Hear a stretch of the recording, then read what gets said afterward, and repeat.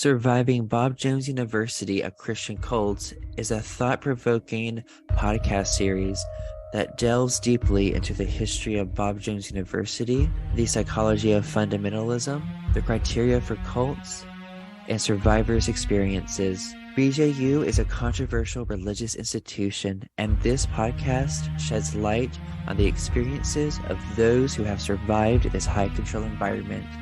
Please subscribe to stay updated on the premiere of this podcast, which is coming in 2023.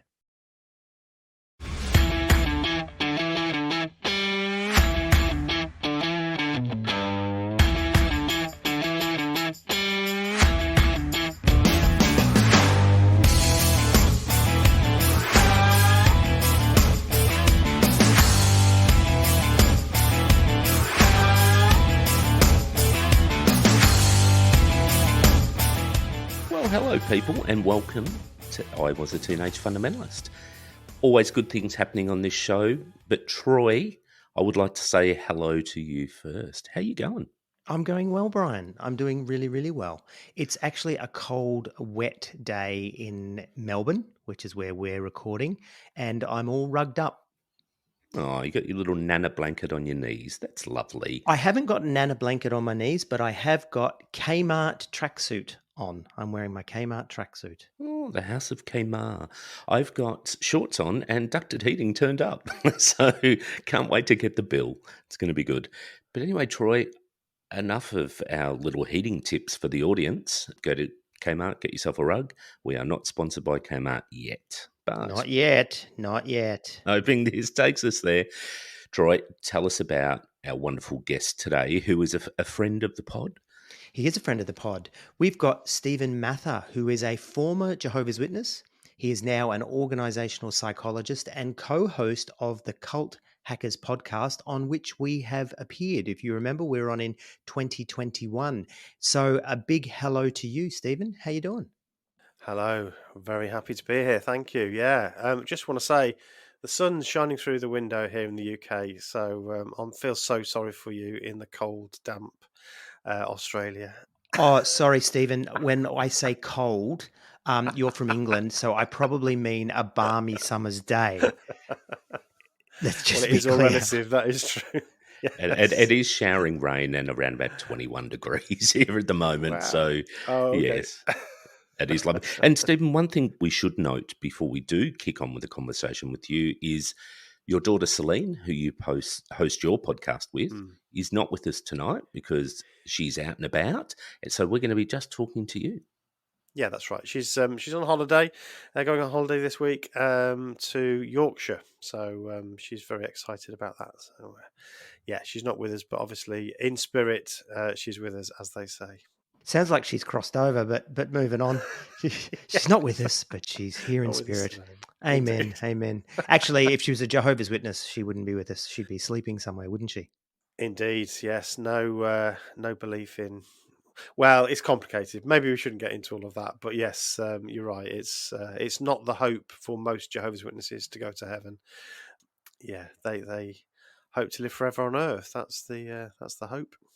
Yeah, well, we had Bart Ehrman on recently, and he was telling us that is, in fact, the biblical thing. So tell us about your podcast. You've been doing this now for a number of years. How's it all going? Yeah, it's going really well. We really love doing it. I mean, when we started during lockdown, which I think a lot of people did during the pandemic. So we kind of wanted to do something, and a podcast seemed like a good idea. And originally, we were called "What Should I Think About?" ... The idea being that we wanted to just explore lots of really interesting topics. So, what should I think about this topic? What should I think about that topic? And the fact that it was father and daughter rather, was a kind of interesting dynamic, because obviously we'll come from slightly different perspectives, have different views on things. But it soon became clear that, I mean, I always joke that I'm quite a boring person. The most interesting thing about me is that I grew up in a cult, So you can't really do a podcast without mentioning that fact. We kind of got into that discussion, including my upbringing and how I sort of thought about things and made sense of life after coming out of the group. So it became more and more about that topic, until in the end we thought, well, being that we're pretty much talking about cults and coming out of cults and understanding cults and so on, then maybe we should change our name. So we changed our name about, what was it, a year ago, perhaps less, to Cult Hackers, just to sort of reflect that that is the content. But still, we like to. It's not just about, oh, look at this strange cult over there and look at this strange cult over here. It's primarily about understanding, I suppose, the psychology and the way that cults operate, and then making sense of life when you leave. So yeah, we've enjoyed it, and we still enjoy it. We keep doing it because we love it, really. Yeah, it's interesting, isn't it, when you've been in those groups, how even years, decades after you leave, it still has a massive impact. And I don't want to say dominates your life, but it's still a massive theme in our lives. I mean, I don't know if you know, Brian and I have a podcast where we talk about similar things, right? So we get it. Absolutely. Yeah, absolutely. And there's room for podcasts and shows that I suppose look at the weird and wonderful aspects of cults. And of course there are those things. But most people in cults are just normal people, of course, and they've found themselves either through being recruited or being born into a system of belief and a system of thinking that is different to the majority. So, and it comes in all shapes and sizes. Sometimes it's religious beliefs, sometimes it's more secular, but these are all very interesting. So, even just from a purely academic perspective, it's really interesting to see how people behave in these different groups. So, yeah, lots to dig into. One thing that's interesting, Stephen, is when we were on your show, we weren't calling Great Big AOG, which is the Assemblies of God in Australia, now called the Australian Christian Churches, we weren't calling them a cult when we did your show. And since then, we had this epiphany. And excuse me using religious language, but we did. We had this awakening where we both were sitting at dinner one night at the end of the first season, and I said to Brian, I said, it was a cult. And he's like, oh, yeah, totally. It was a cult. And we were like, okay. That's really interesting. I'd been in another group when I'd been younger and I was happy to call them a cult. Yet for some reason, I didn't want to call this second group a cult just because they weren't as bad. Yeah, that's really interesting because I actually remember asking you that question. I remember asking you, would you say it was a cult? And you said that. I think I remember you saying the previous groups, yes, but you were a bit wary, and I get that, to be honest, because I think the word cult comes with a lot of baggage, and in a way, I'd be happy never to use the word because it's not a well-defined term. It's not a scientific term, and it's also a pejorative. So it's kind of what people call groups that they don't like, or even a belief system they don't like. It just becomes just a term of abuse. And that's a bit of a problem in a way. I'd be happy not to use the word, but you can't avoid it because it is what people know. So you have to kind of go along with it, but I guess put in all those qualifiers. Like, what do I mean by that? Well, it's a cult because if we define cult as this, high control, big penalty for leaving, high demand of your time, coercive practices, if it's got all these things, then that's what we mean when we say a cult. So in a way, you have to go through that little bit of qualifying or definition to be clear. But yeah, that's really interesting that you've kind of come to that view. We've seen the light, Stephen, and maybe it was you that planted the seed. I mean, maybe we have you to thank for us to actually coming around.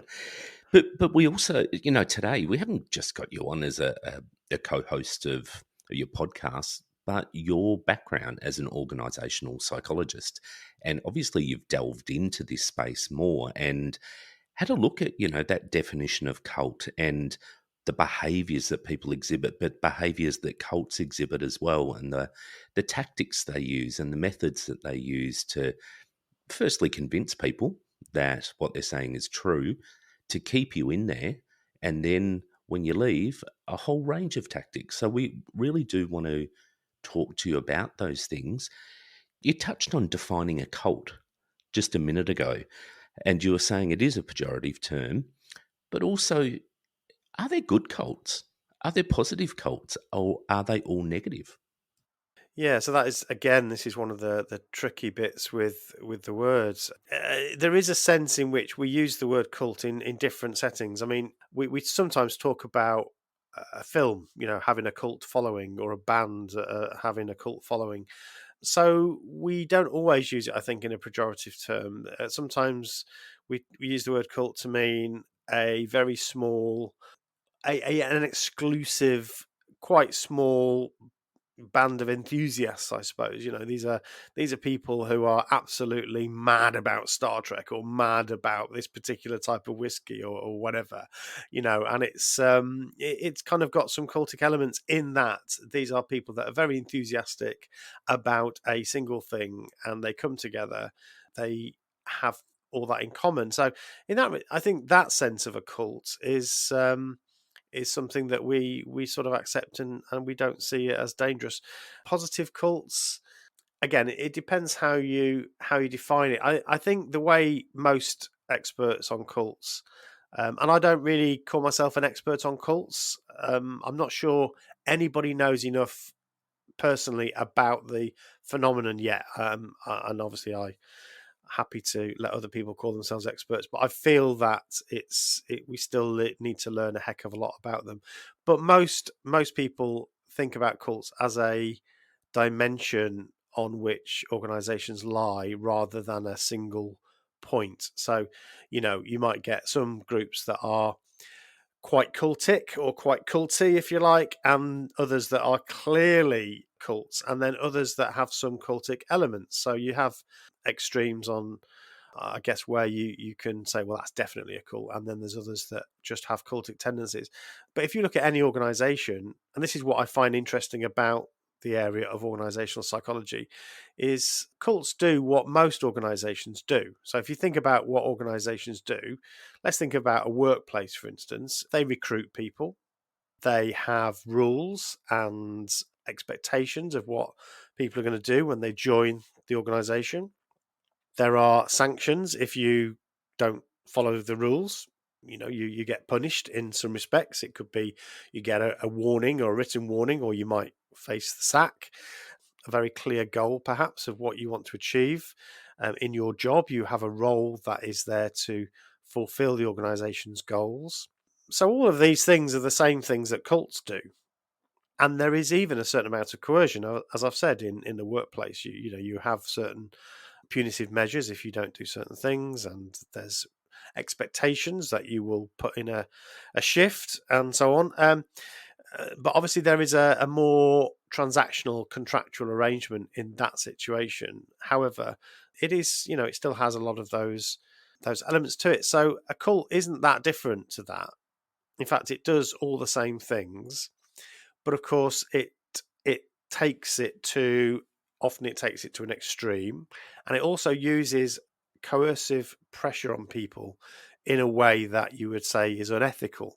So there are certain things that the cults are doing that you wouldn't expect an organization to do, but the setup's the same, actually, in many respects, which I think is really interesting. And that's why when I started to study organizational psychology, it kind of occurred to me that I'm not saying I'm the first one to notice this, because there are others, but I think a lot of the study of cults has been carried out by people in the therapeutic fields who have helped people out of cults. So their perspective is very much about individuals, how they've coped afterwards, and how they get better suffering some sort of PTSD or spiritual abuse, however you want to describe it. But there's a whole field of study there around the organization and how it works that is not really given all that much attention. So that's the bit that I think is quite interesting, and there's lots to do in that field, I think. It's interesting that you talk about this, because I do work for a large multinational corporate. I am quite happy to work there. I'm not going to say anything about anything being Yeah. culty, but sometimes you do see people, you do see dynamics, you do see Mm, things going on where you think, "Oh, that looks familiar," especially when you've got this brand or this goal. But I do think that the big difference is there's more transparency. We're selling a product.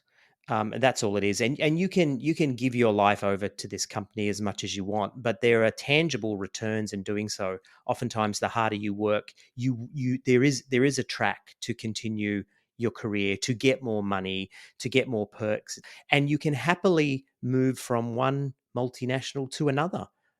Whereas in cults, it's not really like that. I mean, you can have a group down the road that's almost identical to them, and they will be seen as worse than the Catholics or whatever. Yeah, that's true. Although there is sometimes a quite strong feeling of identity with your organization, and sometimes if somebody leaves and goes to your main competitor, there is a sense of betrayal. They've gone there, and that's that. I think sometimes there is a feeling of that. Something to throw in here, guys, that might be of interest is, see, what you're describing.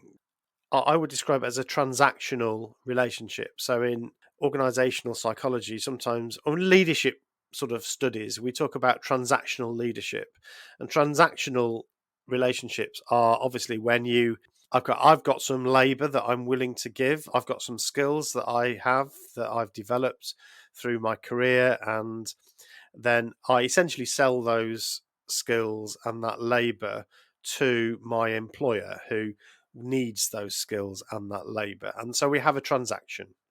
It's mutually beneficial. I want to be paid. The company wants to use my skills. So this is a transactional arrangement. And that's the way work has been for many, many years. And there's a kind of interesting trap here that I've talked about on my podcast quite a bit. We've had sort of specials on this. But there is a bit of a trap that's arisen over the last few years. Leadership studies and people sort of talking about leadership has encouraged a much more transformational type of leadership. So if you think about the old-fashioned leader, it was, do what you're told, very kind of militaristic in its approach. I'm in charge. This is what I want you to do. You need to do it by 3 o'clock this afternoon. And it's a command and control sort of structure. But I guess a more enlightened and more progressive field has been saying, well, can we not make the workplaces more engaging and more interesting and actually give people more power over what they're doing? And this has led us to encourage what we now call transformational leadership, what they used to call charismatic leadership, which is really about saying, well, how can we get people so that they really want to do this job, and actually they don't leave their brains at the door when they come in. They actually engage with what they're doing, and they really want to be part of it, and they really identify themselves with this organization so that they are willing to go the extra mile and put the extra in and really believe in it and so on. And that really sounds great, and I've been one of the proponents of that, because if I'm working in a place, I want to feel that I can contribute, and I really want to be part of something interesting and good. But there is a trap there that I think we can fall into, which is that actually is much more like the way a cult works. Because if you think about how cults work, they often have a charismatic leader, at least in the beginning, and that charismatic leader is able to generate enthusiasm. A lot of the literature actually uses charismatic and transformational as kind of one and the same type of leadership, so you can think about what that means. But the ability to really transform people's way of thinking and to make them really part of this organization, that's much more like what a cult does. So I think that there's some risks in the way that we've pushed transformational leadership. So there's got to be a happy medium somewhere.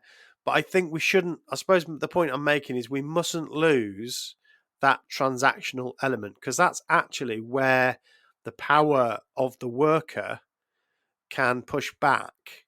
Because without that, if you join a company and actually you don't care about your salary, that you just want to work for it because you love it so much, you've lost all power over that relationship. It's only the fact that you are the person with those skills and doing the labor that gives you any power in that relationship. As soon as that's gone, the management, the organization has control over you. And that's really what happens in cults. There is a risk there. I wonder where that fine line is, like when you talk. And the reason, I wonder that as well is because I know people that have consultancies that work with corporations around that transformational leadership and definitely getting more out of their workforce. But also, there's a reciprocation there. Absolutely, as you say. I know that they also train ministers, pastors, church staff in those same methods. And I just wonder, is it a conscious thing that they're training them in those same methods, however, for a different outcome? Is it intentional, I guess, is what I'm getting at. And I don't know. I don't know if you know. I don't know if any of us know, but I think it's a question that's got to be asked. I mean, intentions are always difficult to, it's impossible really to get into somebody's head. I work in this sector too, and I do management development programs in commercial organisations, and I'm always keen for the leaders that I train to use the skills to create clear goals and a vision and help people to see that their part in that and their role in that. So I think I can certainly speak for myself. My own feeling is that I think it's a good thing to do that, but I think there's just we just need to make sure that we don't lose that, as I said, that transactional element. Remember, I suppose we need to remember that the people in the workplace, they have their own needs, their own goals, and there is a transaction going on here. I mean, there's been some fairly high profile examples of businesses that have become quite culty. The organisation we work, it's under new management now. I don't know if you've heard of that business, but quite a well known case. I guess it's different now, but if you look at some of the reporting around how that organisation worked, it was very much around, do everything here, live in our properties, do your washing here, drop your kids off in the creche, go to the gym here. It wasn't just we work, it was we live. We do everything in this group. So it started off as a place where you could rent a desk. Basically, it was an office space that you could rent. But in the end, when you ask the leader of that business, what are you trying to achieve? Straight away, he would answer, "We're going to change the world." There's a grandiosity there that comes along with that. So, I think that's a good example of how just a very simple idea, a business, can turn into something. If you lose sight of the fact that there is a transaction here that actually is your business, sure, or it's an organization, but there are people that have their own needs and their own agendas, and you need to leave space for that too. That's, I guess, where the line is, but it's not an obvious line. So, Stephen, tell us then, from your research over the last number of years, or even since you left the Jehovah's Witnesses, what have you learned about these methods of control that cults use to bring people in, to maintain them, to get them to do what they want? And there must also be some level of transaction there. We're getting something from cults. Tell us what you've learned about that. Yeah, so I think I've only learned these things fairly recently. So I left my group, Jehovah's Witnesses, about 25 years ago now, really. So it's been a long time since I left, and I guess, like a lot of people, I've not really thought about it very much. I've tried to get on with my life, look forward, as everybody says that you should do, and all of those things.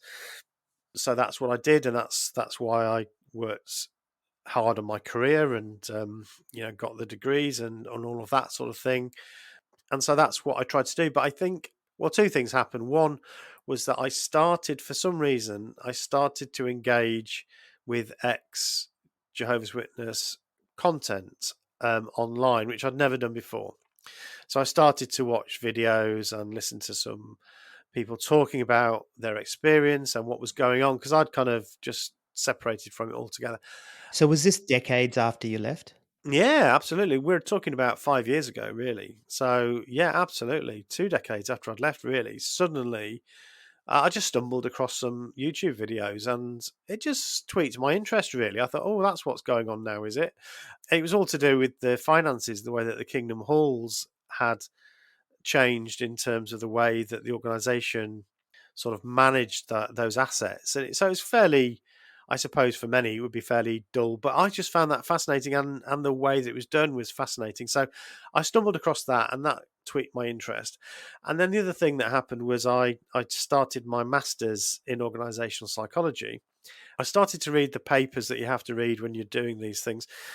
And the very first module was all about work as a calling.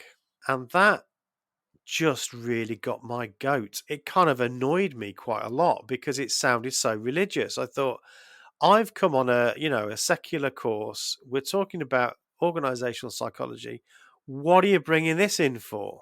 I asked myself, why am I so angry about that? Why does that upset me so much? And it kind of made me realize that I was still processing a lot of that stuff and thinking about it quite a lot. So much so that it had kind of made me angry. And I thought, well, I kind of need to look into this. So when I first started the degree, the masters, I actually did it purely for work. So it's purely for the fact that I was a leadership trainer. I worked in organizations as a consultant and trainer and coach. So that's why I did it, because it made sense for me to do that for my work. But as I was doing it, it kind of made me realize that, yeah, actually, so much of this is relevant to the organization that I grew up in. We used to call it the organization. That was what we called it. And so I started to really get interested in the way that sort of aligned, and all the stuff I've sort of said at the top. So what I've learned doing that over those sort of 5 years or so, thinking about it, I think, is the systematic way that cults operate. So I think that's the first thing that I didn't know before. I didn't really appreciate how systematic it is. Whether there is a kind of deliberate evil genius at the top of a cult, I think is questionable. I think you will get those, but a lot of cults don't have an evil genius at the top. They have a charismatic person often who is able to bend people to their will and inspires enthusiasm and interest, and is just so wonderful to people's eyes that they want to be near them and a part of them and be like them. So you get that, but I'm not sure a lot of those people are the evil genius that's planning the system that they're going to put in place. But cults, almost like an algorithm that isn't conscious but is still really effective. It's like that.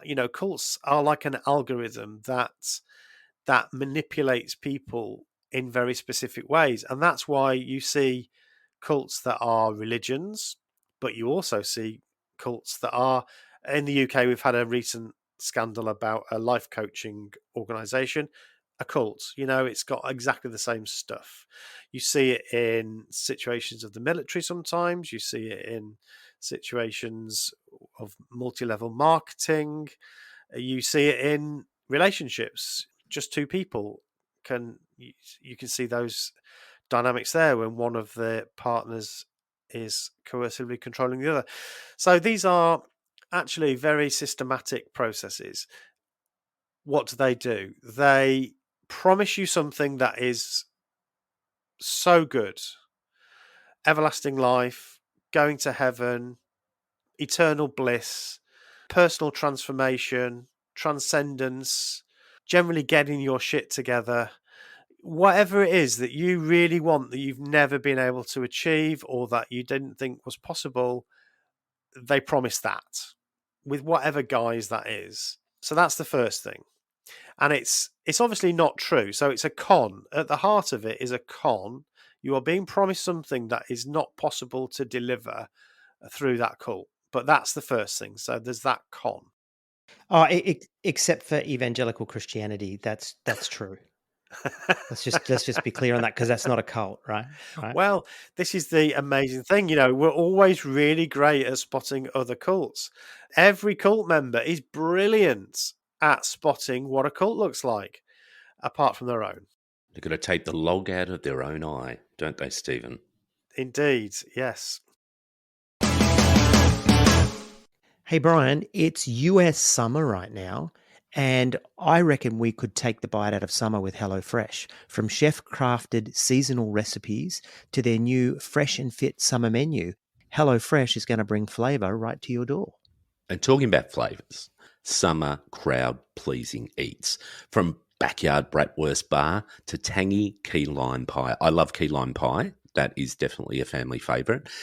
HelloFresh Market makes summer entertaining a cinch. It's an easy one. So now, being the peak time for summer produce and HelloFresh, make sure you get all the best picks all season long. And I love how HelloFresh saves us time. And it also helps us just not worry about recipes because it's all there. We just follow it. Everything we need is easy and fast. That's right. Even you and I can follow it. And that is saying a lot, isn't it? So go to hellofresh.com/teenage50 and use the code teenage50 for 50% off plus free shipping. So that's go to hellofresh.com/teenage50 and use the code teenage50 for a massive 50% off plus free shipping. America's #1 meal kit. Are you doubting your religious beliefs? Having questions about changing or leaving your faith? Well, you're not alone, and Recovering from Religion is here to help. Learning how to live after questions, doubts, and changing your religious beliefs is a journey. The people at Recovering from Religion are intimately familiar with this path and are there to help you cross that bridge. Their passion is connecting others with support, resources, community, and most of all, hope. They offer both peer and professional support. Find out more by visiting recoveringfromreligion.org or find the links in our show notes. Hey, my name is Bart Campolo, and if you've listened to this podcast for very long, you may already know who I am, because I was a guest on this very show. I was a professional evangelical for a very long time before figuring out that I didn't believe in God anymore. And here's the deal. For the better part of a decade now, I've had my own podcast for people like me, people like you, people who are interested in what life looks like after faith. On Humanize Me, we try to figure out how to make sense of things when you don't believe in God anymore. Where I talk to artists and scientists and activists and writers, all of whom are sort of wrestling with this question, like, how do we make meaning? How do we build better relationships? How do we cultivate gratitude and wonder for the privilege of existence? How do we make things better for other people in a thoroughly secular way? If you're interested in that kind of conversation, someday you might want to check out Humanize Me. And I hope you do. In the meantime, back to Brian and Troy.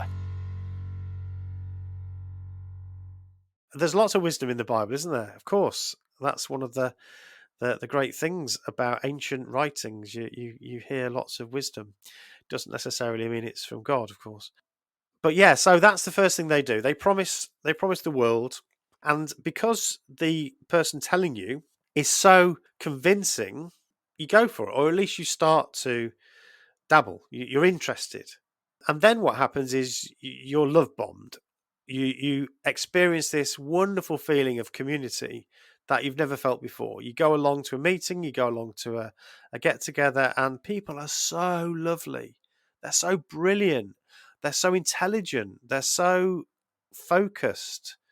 Not like I am. I'd love to be more like that. And they love me. They think I've got the potential to be like them. Wow, that's brilliant. Why would I not want that? And you feel comfortable, you feel relaxed, and you feel wanted. We all want to feel wanted. We all want to be needed. They key into our psychological need to feel important and valued and seen. And that's what they do. We have these basic psychological needs for community, for feelings of empowerment, for feelings of being needed. So yes, again, these are appealing to normal psychological needs. So, okay, that's the next stage. And then what happens after that is you start to recognize that there's things that are demanded of you if you want to be like this group, or if you want to find this peace or this happiness, or if you want to live forever on paradise, or if you want to make sure you have a seat next to Jesus. All of these things come with a bit of a cost, and we're used to that. We know that nothing is for nothing. So, okay, we accept that there is going to be a cost. And so gradually, Nothing's for nothing except for unconditional love, of course, Stephen. well, Well, I mean, and that's the thing. This is, I mean, Troy put together a great meme. I think it was last year. It was, unconditional love, or Jesus loves you, conditions apply, or something. What I don't know. yeah. Let's get it right, Brian. I It was know. Jesus loves you unconditionally, That's right. asterisk, conditions apply. Yes, well done, and I hope you edit my fuck And up and look, out. no, I'm going to leave that in, and because I like it when you make mistakes, because it means you're human. But I was listening to you then for a moment there, Stephen, and what you were saying sounds like it's moving into a more transactional approach. It's becoming more contractual. It's like if you want to be a part of this, if you want all this transformational Yeah. awesomeness, Yeah. you do actually need to live by the rules. Yeah, and that's because we're not worried about that. That doesn't ring any alarm bells for us because we're used to that. We're used to that in everyday life. We know that if we want something, that we have to give something. If you want that new car, then you have to work hard to get the money, and then you hand the money over and you get the car. We're used to that in our society. Therefore, when a group says, if you want this, you're going to have to work, do this thing or that thing, we just accept that. So yes, I think there is an acceptance, or we think it's a transactional arrangement in that respect. But as we're going through this, we're becoming more dependent upon the group. So at the same time, the group is probably cutting us off or encouraging us to have less to do with our friends and family. Now, this is something that in the workplace doesn't normally happen, but it can happen in certain situations. So, again, in the case that's been in the news in the UK, that was very much happening. So, the coaches would say to people, "Oh, well, your partner's part of the problem. With her, you're never going to achieve your goals because she's holding you back." And you get the same thing with religions. Or cultic religions. They'll say things like, you don't want to associate too much with worldly people or people in the world because they don't love Jehovah, or they don't love Jesus, or they're not Christian. If you associate with these things, as a youth, we used to get bad associations spoil useful habits, which is the a New World Translation, the Jehovah's Witness Bible version of a text. And that meant basically don't associate with people in the world. So go to school, yes, but don't go round their house afterwards. The real Bible says bad company corrupts good morals. That was actually Yeah. what we were taught. And, as we know, Jehovah's Witnesses, wrong Bible. Try to find out who the scholars are who were involved in the production of the New World Translation, and good luck with Yeah, that. they're probably all that left task. now. Possibly. So they've been erased from existence. But they never did publish that, so we have no idea what qualifications. So it's interesting though, Stephen, because these verses do exist in the Bible, like that one, bad company Yeah. corrupts good morals, do not be unequally yoked with Mm. unbelievers. This is Yeah. actually there in the text. And this is Yeah. something that I like to come back to often, that it's not just, these bad people taking this wonderful text. A lot of this stuff's there in the text. I mean, it was there at the foundation of these religions. Yeah, and I put my I readily admit that I'm an atheist in practice, I suppose, an agnostic in if I'm being absolutely truthful with myself. So that's where I'm coming from. But I think if you look at certainly the Old Testament, this was about a nation essentially saying any other nation, any other peoples are dangerous, keep away from them. So a lot of the passages are, don't be unevenly yoked. We used to use that in terms of don't get married to somebody who's not a Jehovah's Witness. So, don't associate with people that are not serving God. Don't go to parties. Don't have association with them unless you absolutely have to, like at work, for instance. But it's hard not to see it as racist, essentially, because it's those Moabite women, they're terrible. These Canaanites, they are all evil. Let's kill them all because they are all wicked. So that's essentially what you get in the Old Testament.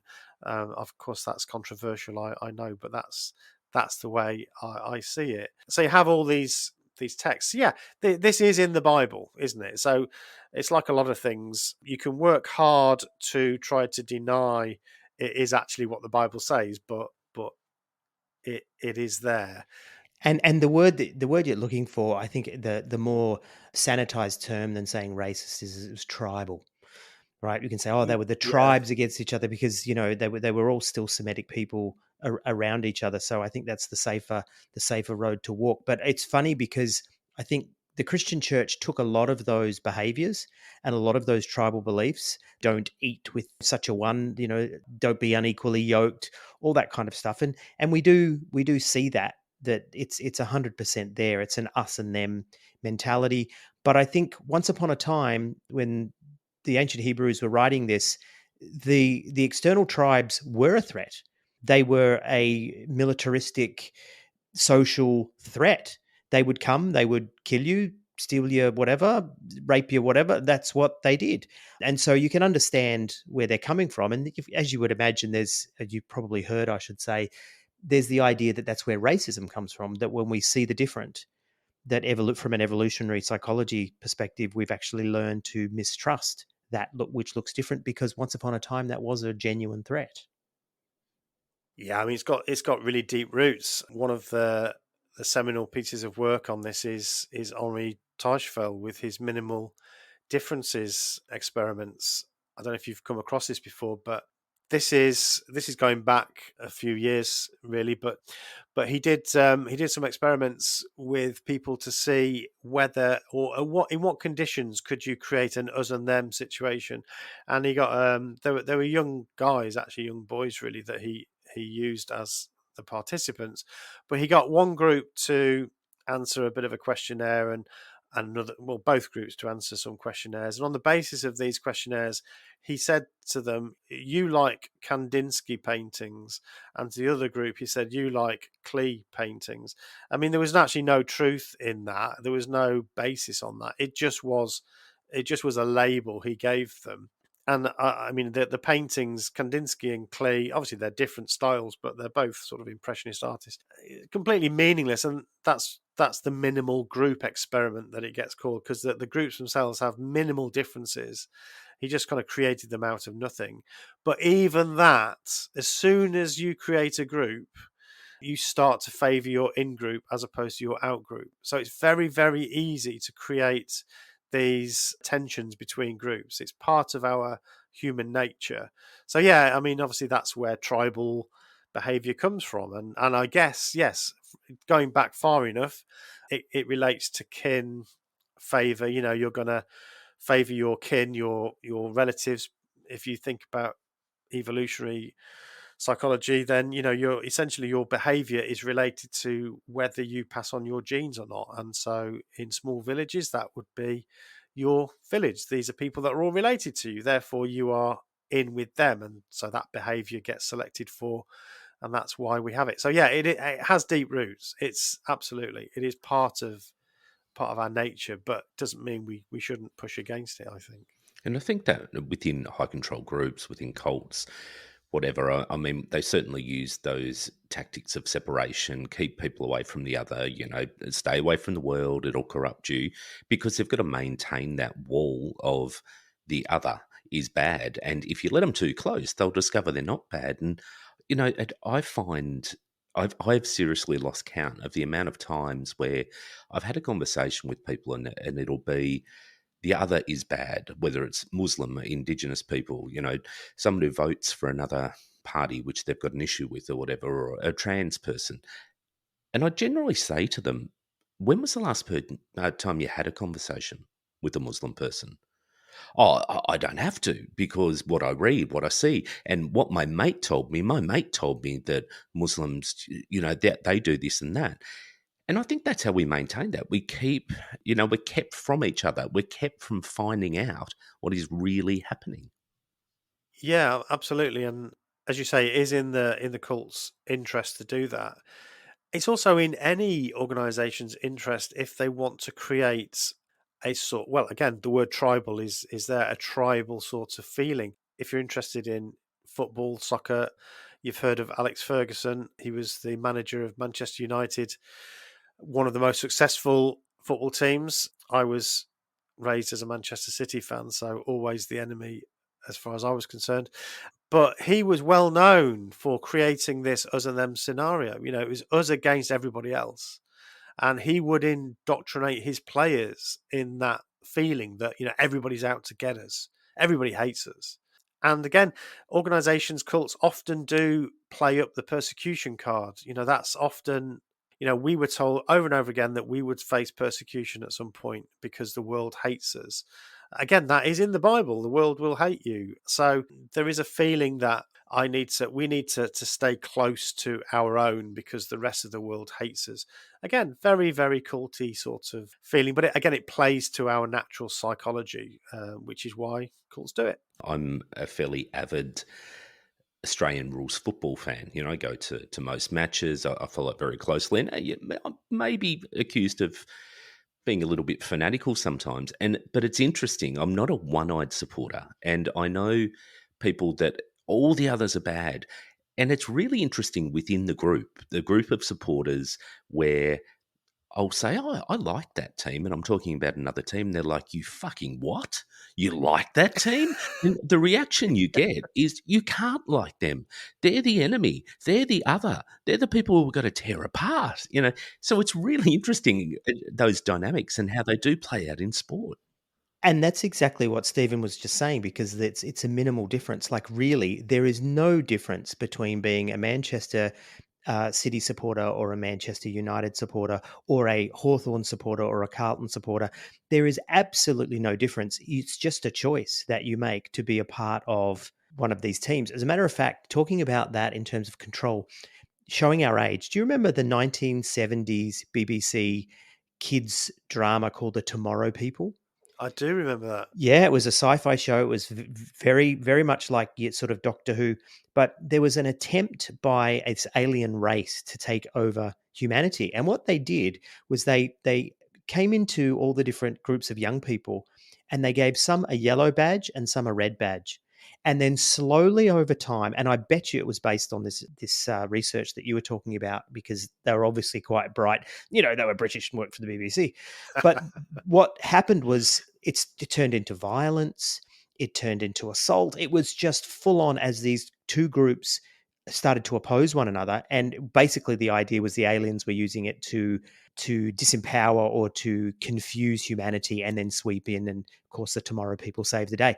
But it is interesting because the point is, you can look at it and say, is this what the cult is doing?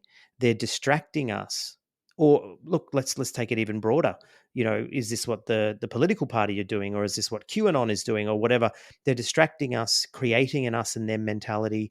So we're not looking at what they're doing. We're not looking at what the leaders are doing. We're too busy worried about the threat. Yeah, I think that's right. And again, how much is being done on purpose? Like your example of the aliens coming in with the token, that's obviously being done with knowledge and on purpose. And how much is just being done through algorithms? I use that term again.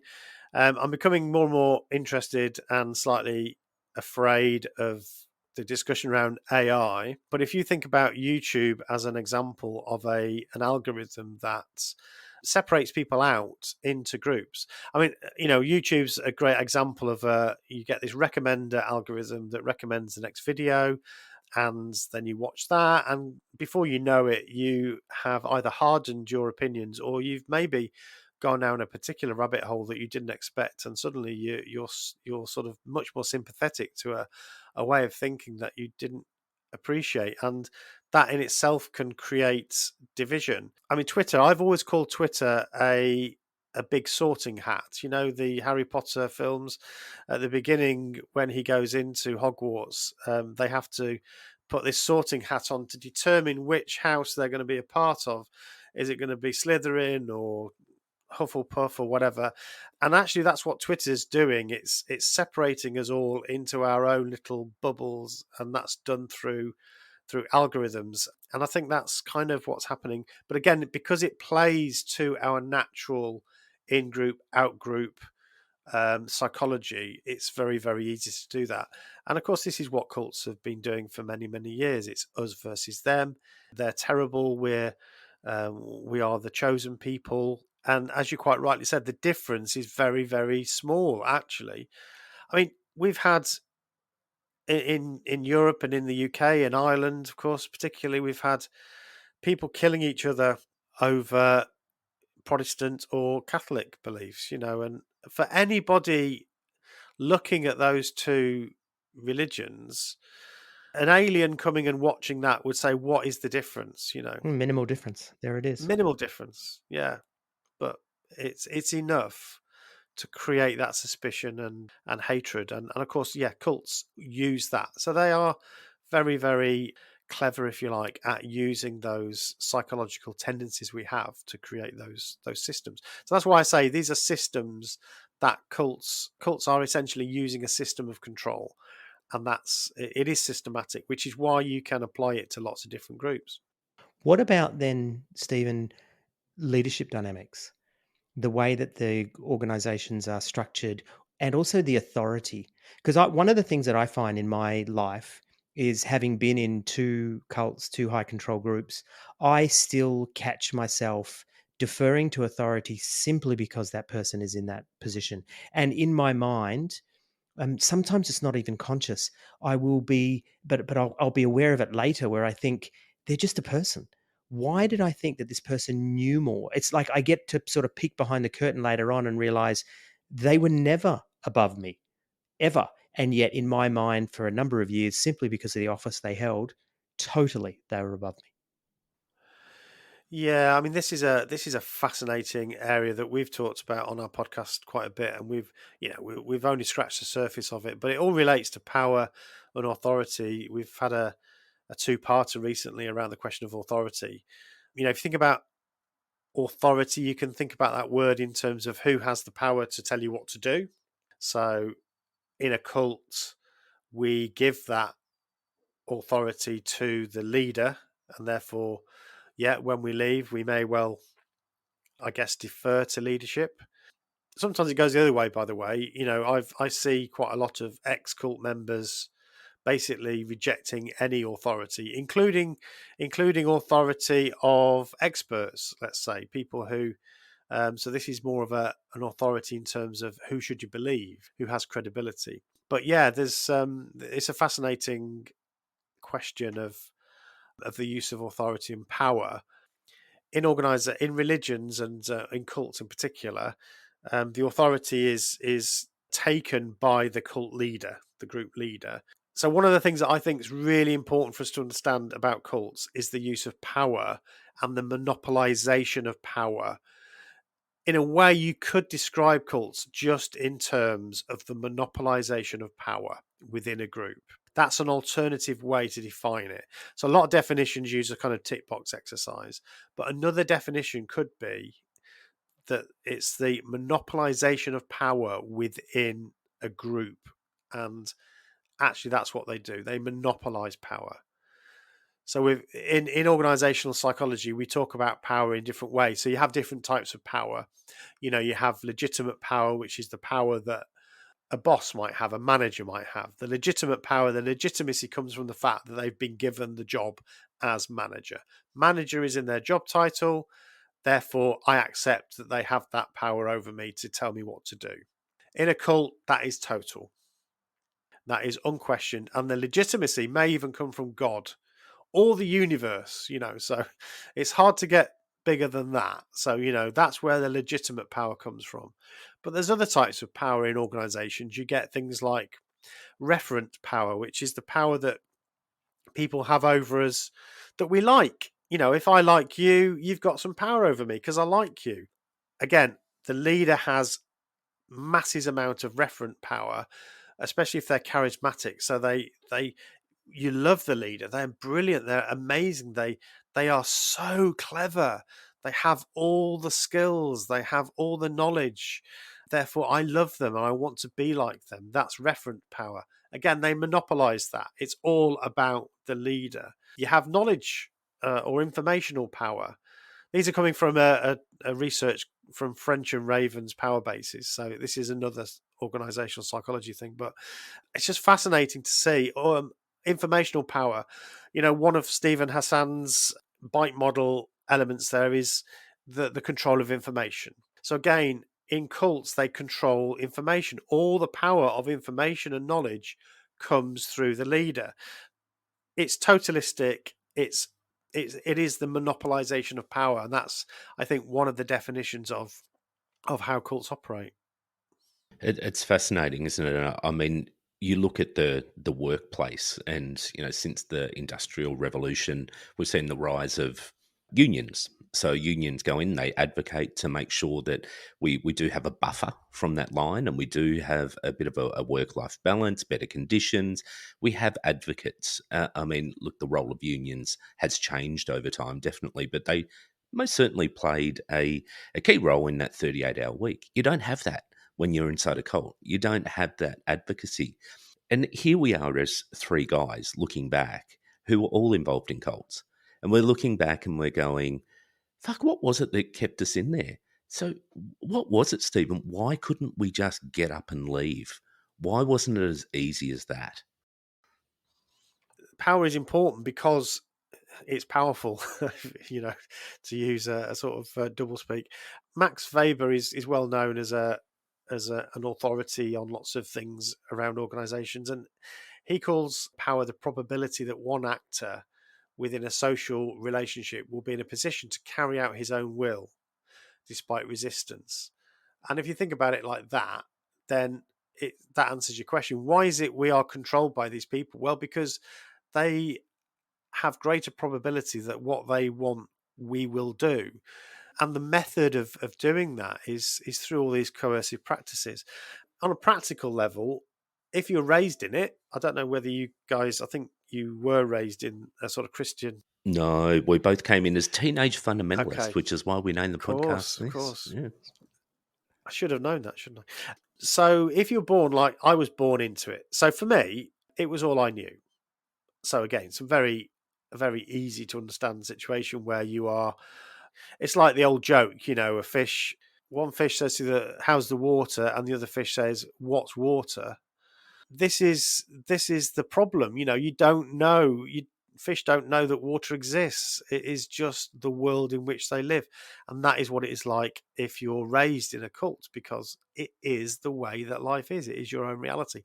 So that's the reason why it's hard to leave. I think when you're raised in it, you are so steeped in it that everything, your whole worldview is through the lens of this group, the way you've been taught. Hey, Stephen, I'll just stop you there because I want to tell you a story. I remember when I was teaching grade 1, and there was a little Jehovah's Witness boy in my class. And of course, I was told, you've got to watch out for him, birthday parties, he has to leave, Christmas things, all that. So that's why it was known.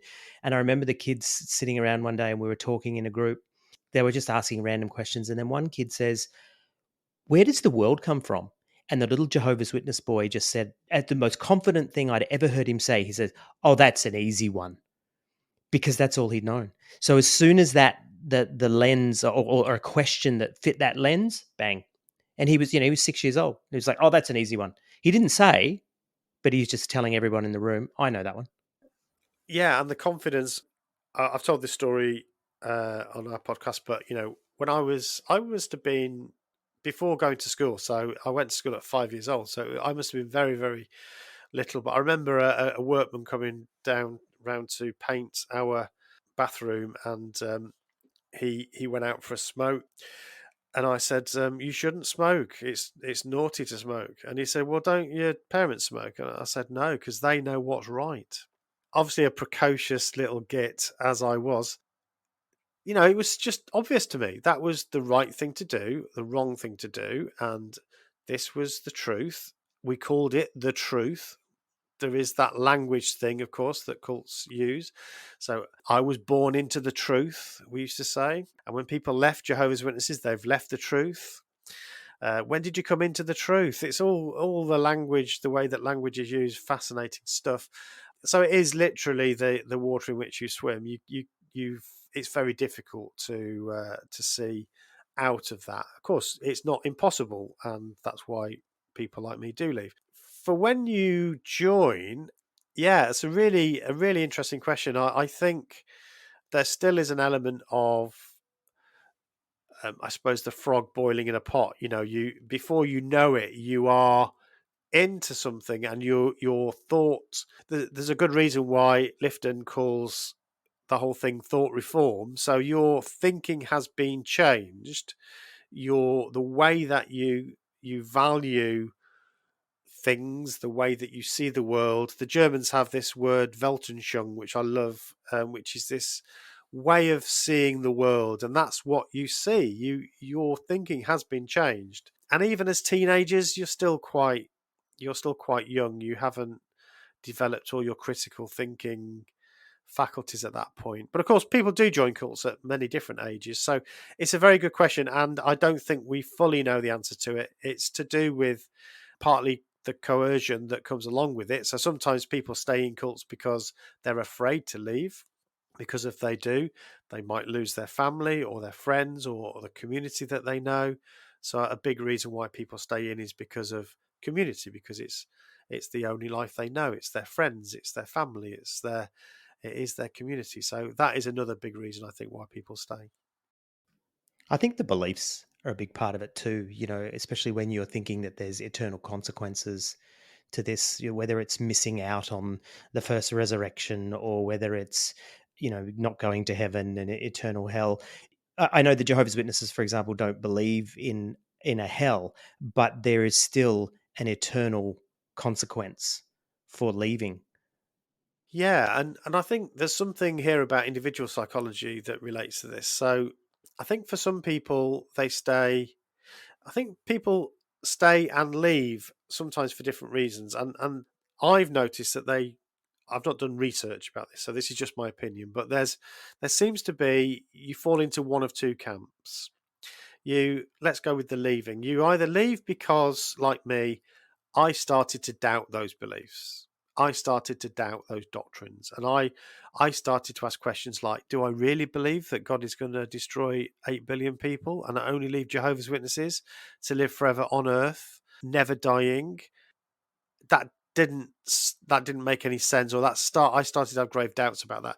I mean, when I say it now, it sounds so obviously false, but at the time, that's what I believed. But I started to doubt those things. So that's one avenue why people leave, which is possibly an avenue why people join, because they start to like the beliefs or they start to believe the beliefs. Another reason why people leave, though, I've noticed, is that they fall out with somebody, or they notice that people's behavior is not reflecting what they claim. So, a Christian organization, and yet you put up with this behavior. It could be something really serious like child sex abuse, CSA, or it could be something relatively minor like, they were so rude, or they stole some money off me, or it was a business arrangement that went wrong and the elders did nothing to help me with it, and how can this be God's organization if so they're leaving not because of their beliefs but because of a social reason. Really, they start to doubt the community. So I think there's two tracks there, and for most people it seems to be one or the other, and then the other one follows on afterwards. You start to then see the weaknesses in the other. Except some people in the XJW community, we have this term which you may be familiar with, but physically out, mentally in. So we call it POMI. And unfortunately, some Jehovah's Witnesses leave perhaps because of falling out with somebody or having a disagreement with the organization itself, but they still believe the doctrines. I don't believe in purgatory, but I think that is the very definition of purgatory, because they are no longer in the organization, but they believe that they're going to die at Armageddon, and that's horrible place to be. And then you've also got the PMOs, don't you? They're physically in, but they're mentally out. They've actually stopped believing, Yeah, but they know the social consequences of exactly. being shunned and family, etc. It's interesting because we know that there's a lot of that in our ex scene as well. There's a lot of ministers who are drawing a wage from this religion, and yet they no longer believe it.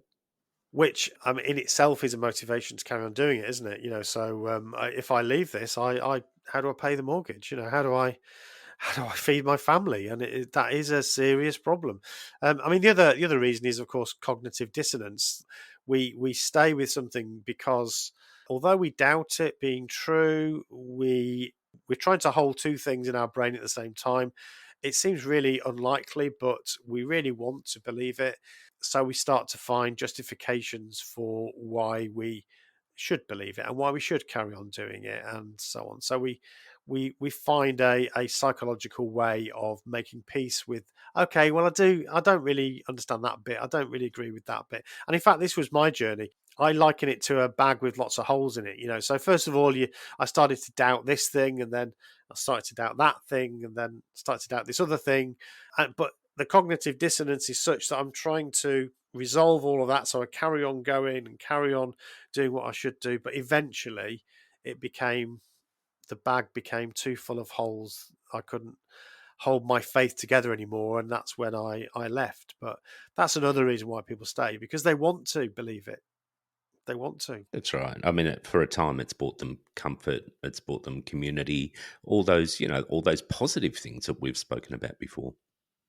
Yeah, absolutely. I would actually argue, and I do genuinely believe this, although I have absolutely no way to prove it, but I think the upper echelons of the Catholic Church, for example, I think there's a lot of those men that simply do not believe this, but they have given their whole lives. But you see it historically with popes, with mistresses and wives and children, and there's also the talk. Oh, it's not even talk. It's well documented of what they call the gay mafia inside the upper levels of the Catholic Church, and so they're openly preaching against homosexuality, against sexual immorality or whatever you want to call it, and then at the same time they're living this sort of lifestyle. And I would even argue, and I realize that this is not something that I can prove as well, but I would even argue people like Brian Houston of Hillsong, I think there was a shift some years back where he really stopped preaching sort of traditional Pentecostalism. And he even moved away from things like speaking in tongues and prophecy. And he moved those all into the home groups, as we call them, the sort of when people meet in homes, and moved it away from the meetings.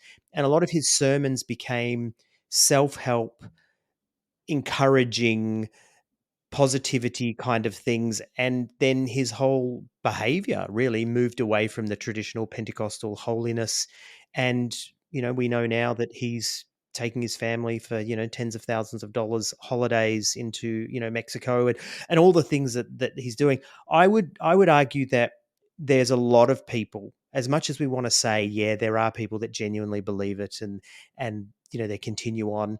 I think that there are a lot of people who it's just too good to walk away from that, and so they will start preaching a palatable version of the truth, but it's no longer the group's ideology that they're peddling anymore.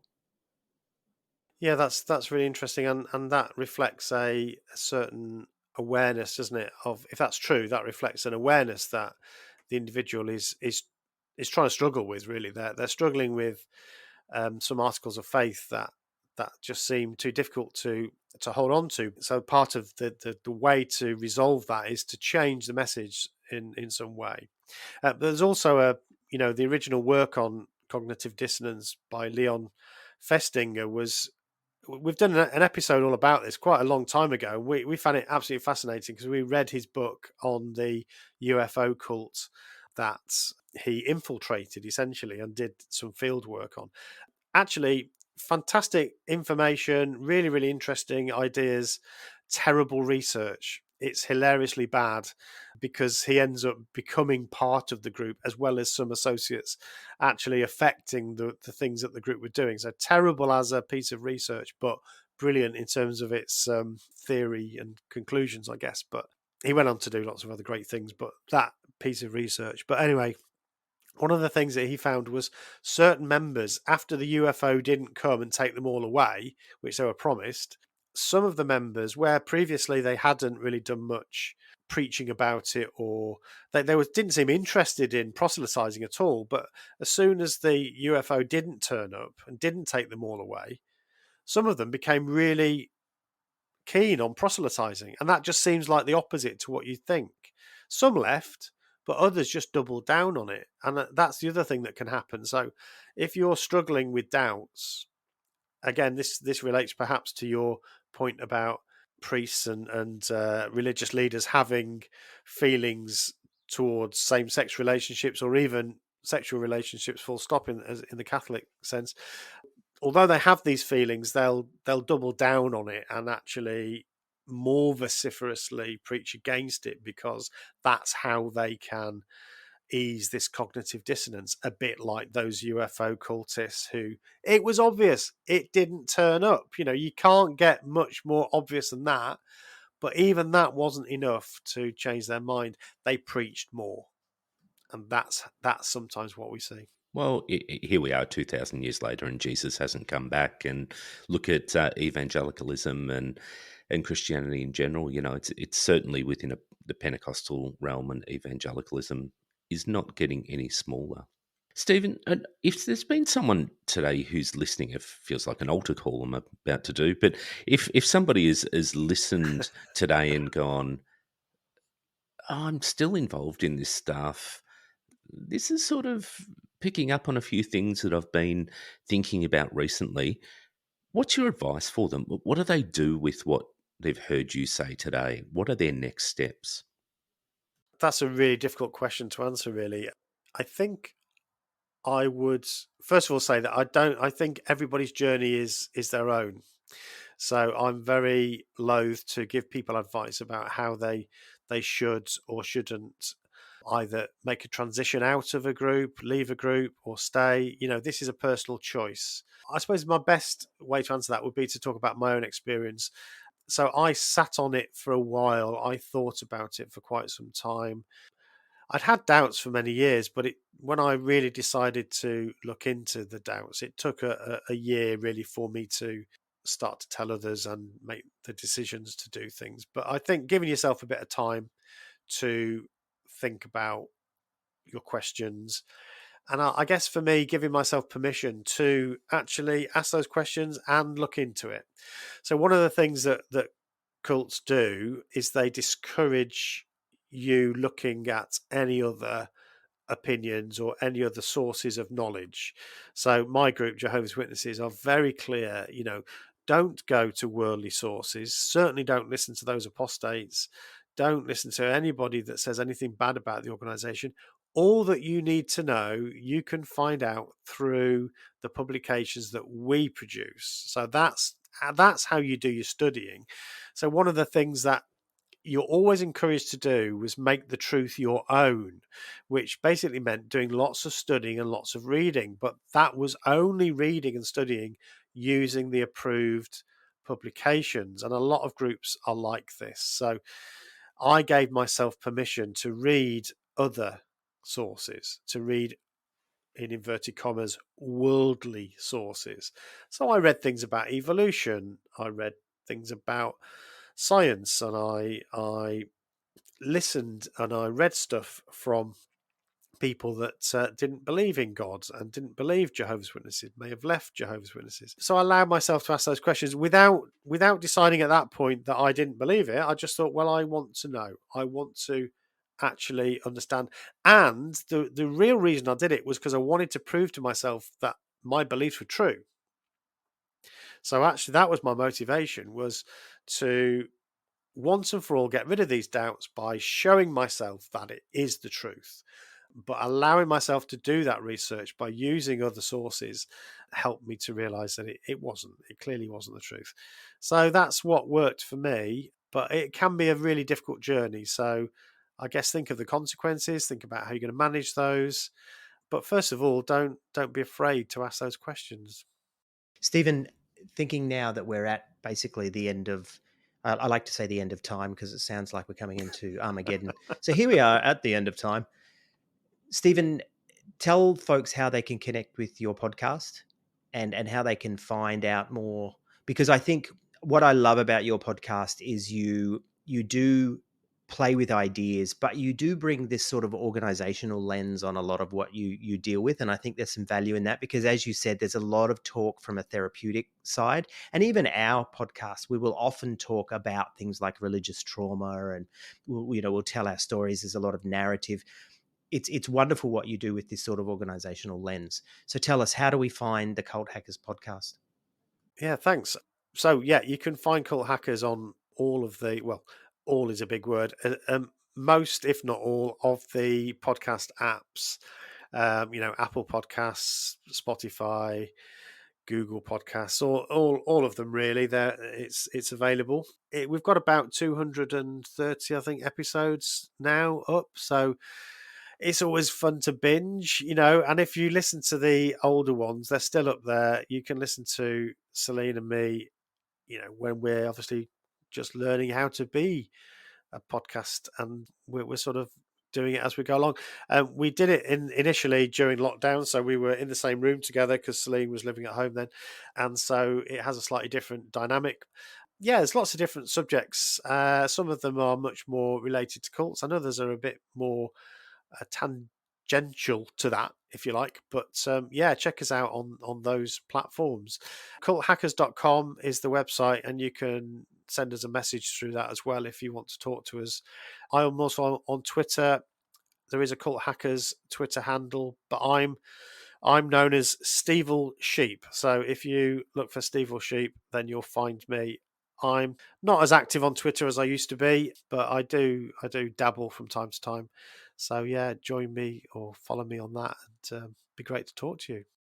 Lovely. Well, thank you so much. It's always great chatting to you, Stephen, and I know that we have stayed in contact ever since we came on your show and you came on ours. So it's been awesome to really connect with you guys, but to also see the evolution of your podcast. And look, we look back on some of our early ones too and sort of cringe a little bit, but you'll get better as time goes on. Thank you again for today. It really has been a pleasure, and I think our listeners will get a lot from this. Well, thank you very much for inviting me. It's been brilliant. I really appreciate it, and I've really enjoyed our conversation. Definitely get you guys back on to talk more on our podcast as well. Yeah, it's great to keep a bit of a community of podcasters, indie podcasters, as I like to call us. We're sort of battling for space in a massive ecosystem. Some of these podcasts are huge, so we're just the little guys, aren't we? Trying to find a voice, but it's brilliant to keep in touch. Thank you again for inviting me. I've had a great time. Thank you.